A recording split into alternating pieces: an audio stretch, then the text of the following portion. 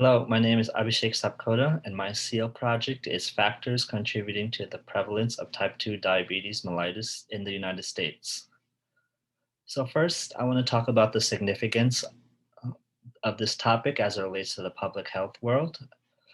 Diabetes type 2 mellitus is the seventh leading cause of death in the United States, and it also leads to an increased risk for other major health conditions, such as heart disease, stroke, and kidney failure. It is estimated by year 2030, an estimated 39.7 million people in the United States will be diagnosed with diabetes. Its effect on the in the medical world is that it's costing the health sector $327 billion in medical costs every year. Uh, so why this is important is that a majority of these cases and effects that we see are preventable. We know that diabetes is a lifestyle disease, and there are risk factors such as obesity and metabolic syndrome that play into its process. So it's important for the people of the public health world to act on it. More alarmingly, with the increased rates of diabetes, we now see that more younger people are becoming diagnosed with diabetes.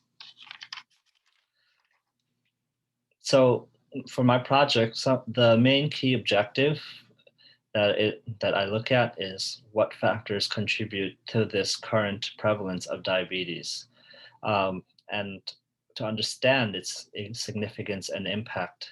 Now these factors are non-biologic factors, so more social factors that contribute to diabetes.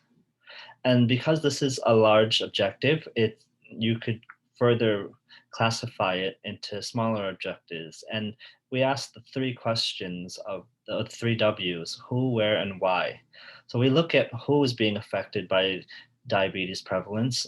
We look at different at-risk groups, vulnerable populations, and other demographics that this disease affects. We look at where these cases are happening and what's going on with that area. And we also want to ask why this is happening. Well, why is the factors causing the associations that we see, and look for possible explanations for the occurrences. And it is the hope that understanding of these factors will lead to future interventions to potentially stopping the curve of growth of this disease. So what we found from the results of my project is that there are three major factors that the literature that are most common in the literature search. These are geographic, racial, and socioeconomic factors. And I'll do a short summary of these factors. So for geographic factors, we see that the highest rates of diabetes prevalence occur in the southern and midwestern states of the United States. There's actually an area known as the diabetes belt, which classifies as over 10% of a state population diagnosed with diabetes. And a lot of the research shows that living in those areas puts people at higher risk of developing this disease. So there's something in that environment that's causing diabetes to be so high. We also looked at rural versus urban effect in relation to prevalence of diabetes. Now, the popular idea is that rural areas are more likely to have diabetes due to less resources, but research has shown that there's actually little statistical evidence between the rural versus urban areas for now. However, it is worth to note that currently the rural areas tend to suffer from less screening. So there could be more cases that we are not available to look at. Also, we look at different community factors in areas that potentially could explain the prevalence of diabetes. And we found that a lot of places have a lack of natural resources and access to fitness centers. And these generally have a positive association with increased prevalence rates of diabetes. We look at racial factors, and there's a lot of studies that go into this. uh, and we do know that diabetes has a genetic component to it. But the idea of a purely racial genetic cause for diabetes remains controversial. There's a lot of studies out there showing different rates of diabetes across different races and ethnicities. However, for the majority of studies, when they adjust for other factors such as socioeconomic or even geographic factors, it shows that there's actually little statistical difference between the groups. And possible explanations for different levels of obesity are, as you said, socioeconomic factors, but also difference in levels of obesity and adiposity between different ethnic groups. Also, I want to highlight one major point. There is an hypothesis called the Westernization hypothesis, which uh, explains more for what we considered immigrant populations.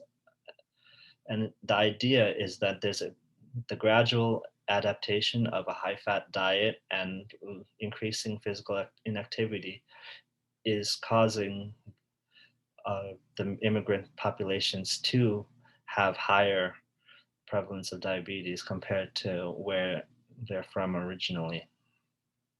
Lastly, we looked at socioeconomic factors, and many of the studies account for this as one of the most important drivers for diabetes prevalence.